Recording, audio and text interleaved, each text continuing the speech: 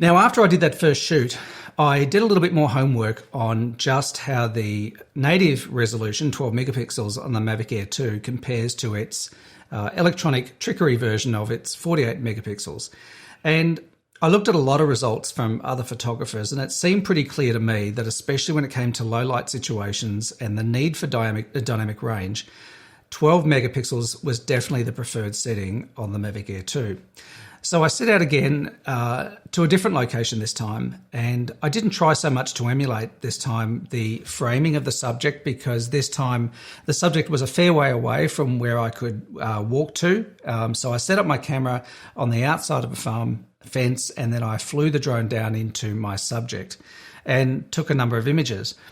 And it was very clear, even at 12 megapixels, that as soon as it got, really after dusk, as soon as the sun had gone below the horizon, the Mavic Air 2 was genuinely tested in terms of its dynamic range and its ability to capture light on its little half-inch sensor. But I think the results speak for themselves when it comes to pulling out shadow detail. I think the 12 megapixel setting on the Mavic Air 2 is definitely the way to go when you're shooting stills in low light situations. And, with the exception of printing them out at, say, A2 or above, I think the results are definitely good enough. This isn't exactly an award-winning photo, I know that, but it will give us some good material to test with for sure.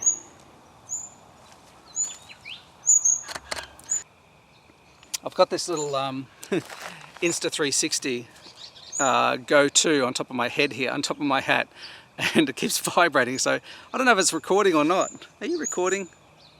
Nah, you just turned off, didn't you?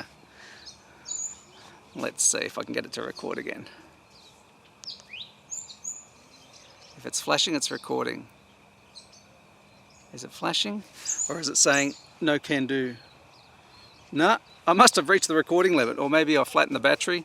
Whatever it is, it is. I'll put my hat on backwards so you can see my ugly head a little bit better. There we go. This is me trying to look like I'm 12. Guess I better keep an eye on the battery on the on the Mavic. Bloody hell, I can't get my head on straight. Alright, I guess I better keep an eye on the Mavic. Where the hell are you, Mavic? Oh, there you are. Okay. Alright, geez, that looks impressive, that sun. Okay. Can't get my bloody glasses on. Don't know which way my ass is pointing.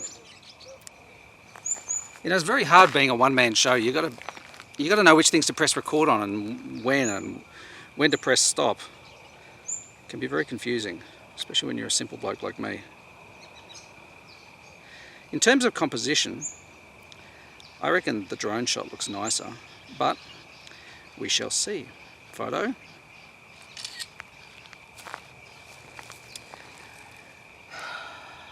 Let's see what it looks like here. Yeah, I don't know if you can see that very well, but anyway. I'm going to bring the horizon up a bit. Come a bit closer. Come across. Alright, another shot.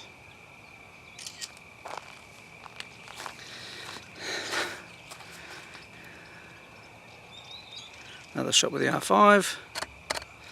The horizon's not very level there. I'll have to fix it up in post. Alright, well, what I'm going to do now is wait a little bit, wait till the sun goes down, and then I'm going to try and take a few shots after it's gone down, see if we get some glow, and if we get some glow, well then, the R5 is going to be fine. Obviously I could, photograph a 5-minute exposure with that and it'd be fine. But of course, with the Mavic Air 2, that's not quite so simple. A, it's hard to see where you're flying, and B, the tiny little sensor has trouble resolving light when there's not much of it. So we'll see how it goes. I think I'll bring it back now and land it, and then we'll set off again, see how we go. Okay, the sun has gone down. The light is very muted. There's a little bit of glow, but really I don't think there's going to be much tonight because there's no cloud cover. We've got a bit of fog and haze really over there across the hills, but I don't think it's going to produce any wonderful light. Certainly when it comes to photographing things like hills, things with undulations like this, it's really nice to get just the last bit of the light, kissing, you know, the tops of them, backlighting trees, that sort of stuff. Having the sun, you know, set and then the glow sort of come afterwards can be nice with a long exposure, especially if you have water to reflect the colour in the sky. But like I said, I don't think we're going to get much colour in the sky tonight. So what I'm going to do is I'm going to take a couple more photos with the R5. I don't think the light's going to improve in terms of glow, so I'll take a few photos with that. I'll put the Air 2 back up again, which is sitting here patiently waiting after I crashed it into the hillside. I had it on sport mode, so all the obstacle avoidance sensors were off. And my wife tried to ring me just as I was bringing it into land, which distracted me because, of course, your phone is your remote, is your eyes and ears with the drone when you're flying it. So that kind of threw me off. And for a second there, I didn't know what the hell to do. So I just, you know, hit the elevation stick, and it flew back up again, and I was fine. So I was wrapped. Doesn't seem to be any damage. They're a robust little thing. I mean, they're well made. But that's my first little off with the drone. So anyway, I'm going to launch this thing again. Such a good little boy. Alright, now, go and take me a photo. Over there. Go. There's a good boy.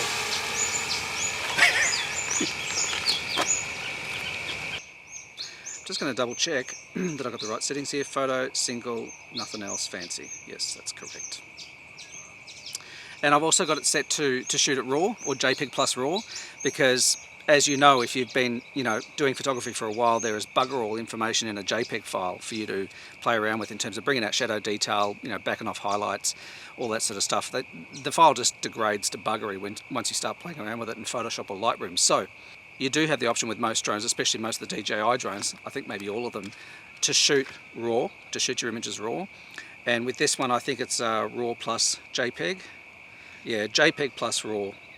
And also, don't bother shooting 16:9 or setting the 16:9 setting on your DJI Fly More wrap, because all it does is it crops the top and bottom of the image. So, you know, it doesn't give you more width, it just crops the top and bottom. So just leave it at 4:3, and then you can always crop it in post if you want. Okay, it's time to bring the little drone back in. I've got to give that drone a name. Maybe you can help me think of a name. No, I'm not popular enough yet to have people think of names for me. I'll think of a name, alright? You just relax.